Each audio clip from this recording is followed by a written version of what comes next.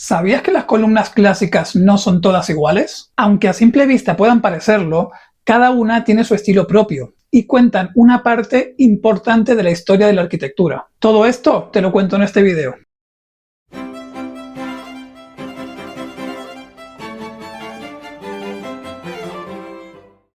Hola, ¿cómo estás? Soy Diego Manuel Bardanca y esto no pretende ser una clase de arquitectura ni mucho menos, sino que quiero presentarte los 5 órdenes arquitectónicos refiriéndonos exclusivamente a las columnas, con el fin de que cuando te encuentres frente a un edificio histórico, sepas diferenciar a qué orden arquitectónico pertenece solo con observar sus columnas. Dicho esto, debes de saber que existen 3 órdenes arquitectónicos que provienen de la antigua Grecia, que son el dórico, el jónico y el corintio. Pero antes de profundizar en el tema, quiero comentarte las partes en las que se divide una columna, ya que vamos a estar hablando en el video continuamente sobre ellas. En nuestro caso, estaremos hablando de la base o basa, el fuste y el capitel. Cada una de estas 3 partes a su vez se subdivide en otras, pero no quiero liarte con eso, así que solamente utilizaremos estos 3 términos. El orden más antiguo es el dórico y data del siglo VII a.C.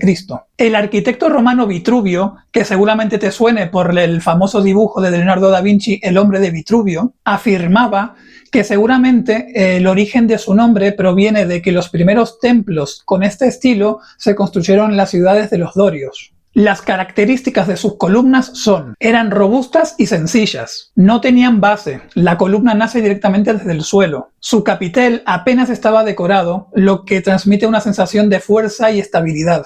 Y si hay una construcción que mejor representa este estilo, es sin duda, ya que se conserva en un estado muy bueno, el Partenón de la Acrópolis de Atenas de Grecia.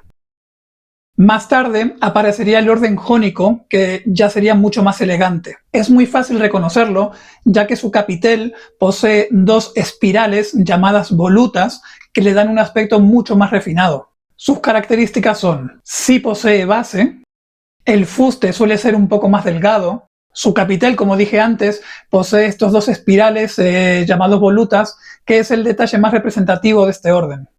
Y además el conjunto transmite una sensación de refinamiento y equilibrio. Un claro ejemplo de este estilo sería el templo de Atenea Nike, del cual por cierto saca el nombre la marca deportiva Nike, y que también está situada en la Acrópolis de Atenas de Grecia.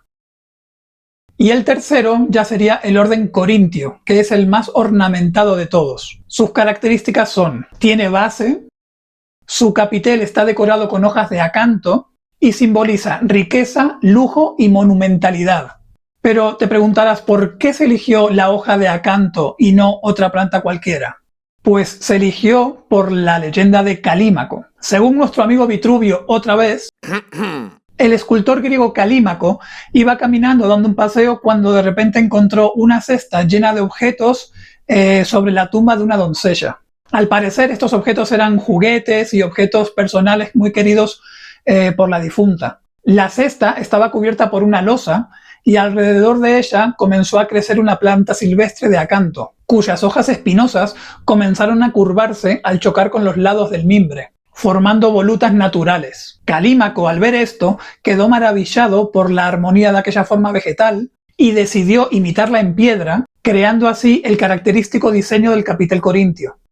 Un muy buen ejemplo de esto sería el Panteón de Agripa o Panteón de Roma en Italia. Pero aquí entra un detalle que muchas personas desconocen, y es que no solamente había 3 órdenes arquitectónicos, sino 5. Los romanos posteriormente añadieron 2 más: el orden toscano, que sería como una versión más sencilla aún del dórico, y el llamado orden compuesto, que mezclaría las volutas del orden jónico con las hojas del corintio. El orden toscano, a veces también llamado etrusco, ya que es una aportación original de la civilización etrusca a la arquitectura clásica, deriva del dórico, como dije antes, pero es que a la vez es mucho más sencilla y simple. A diferencia del dórico, la columna toscana sí tiene base, y esta a la vez va apoyada sobre un plinto, que no es otra cosa que una base de piedra normalmente cuadrada. El fuste es casi siempre liso, es decir, no tiene las estrías que tendrían las columnas griegas, y suele presentar un aspecto robusto pero práctico. Y por último nos queda el orden compuesto o romano, que en este caso tiene una base muy similar al toscano, pero más rica en molduras. con un fuste que sí presenta estrías como en los órdenes clásicos griegos y en cuyo capitel se encuentran los atributos que es lo que la hacen diferente del resto, ya que como su nombre indica está compuesto por las volutas o espirales del jónico y las hojas de acanto del corintio. Y en algunos casos las volutas son incluso más grandes y tienen en general algún ornamento colocado centralmente entre ellas, siendo así el orden más ornamentado de todos.